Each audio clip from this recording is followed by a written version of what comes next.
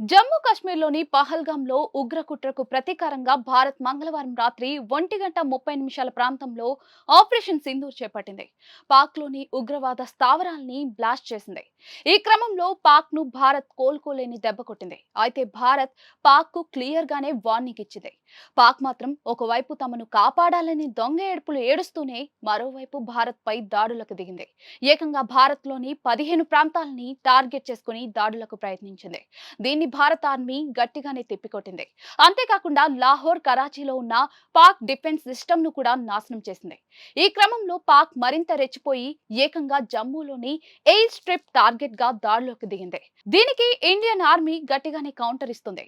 అయితే పాక్ ఉద్రిక్తతలు ఒక్కసారిగా పీక్స్ కు చేరాయని చెప్పుకోవచ్చు. పాక్ దాడుల్లో ఇప్పటి వరకు 16 మంది భారత్ పౌరులు చనిపోయారు. అయితే చాలా దేశాలు అణుశక్తి సామర్థ్యంను కలిగి ఉన్నాయి. పాక్ తో పాటు భారత్ కూడా అణుశక్తి సామర్థ్యంను కలిగి ఉంది.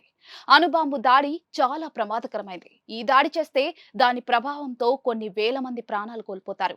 దీని ప్రభావం కొన్ని కిలోమీటర్ల వరకు వ్యాపించి ఉంటుంది. అందుకే దాయాది పదే పదే భారత్ కు అణుబాంబు బూచితో బెదిరిస్తూ ఉంటుంది.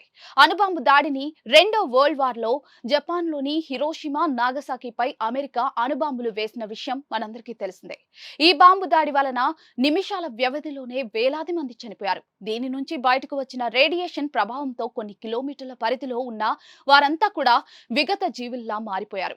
సాధారణంగా చాలా దేశాలు అణుదాడి వరకు వెళ్ళవు. కానీ ఉద్రిక్త పరిస్థితుల్ని బట్టి దేశాలపై పైచేయి సాధించడానికి కొన్ని దేశాలు దేనికైనా తెగిస్తాయి. ఈ క్రమంలో అణుదాడి జరిగితే దాని నుంచి వెలువడే రేడియేషన్ అత్యంత ప్రమాదకరమైంది. అణుదాడి లాంటిది జరిగిందని తెలిస్తే వెంటనే ఇంట్లోనే బంకర్ లాంటి ప్రదేశాల్లో దూరిపోవాలి.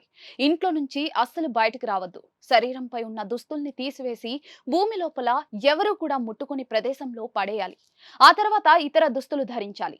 మన శరీరం పూర్తిగా కప్పి ఉంచుకునేలా చూసుకోవాలి. పెంపుడు జంతువుల్ని అస్సలు దగ్గరకు తీసుకోకూడదు. ఒక దేశం అణుదాడి చేస్తే మనల్ని మనం రక్షించుకోవడానికి చాలా తక్కువ సమయం ఉంటుంది. పేలుడు తర్వాత వేడి, శక్తివంతమైన కిరణాలు ఉత్పత్తి అవుతుంది. చాలా వేగంగా వ్యాపిస్తాయి. అణుదాడిలో అత్యంత ప్రమాదకరమైన విషయం రేడియేషన్. అది అనేక కిలోమీటర్ల వరకు వ్యాపిస్తుంది. అణుదాడి జరిగిందని తెలియగానే పలు జాగ్రత్తలు పాటించాలి. ఇంట్లో తెరిచి ఉన్న తినుబండారాలని అస్సలు తినకూడదు. తమ చేతులతో ముఖాన్ని, కళ్ళను, నోటిని ముట్టుకోకూడదు. ధరించిన దుస్తులను వెంటనే తీసివేసి వాటిని ప్లాస్టిక్ సంచిలో ఉంచాలి. వాటిని ఇతరులు ఎవరూ పట్టుకోకుండా చూడాలి. చివరికి పెంపుడు జంతువులకు కూడా దూరంగా ఉండాలి.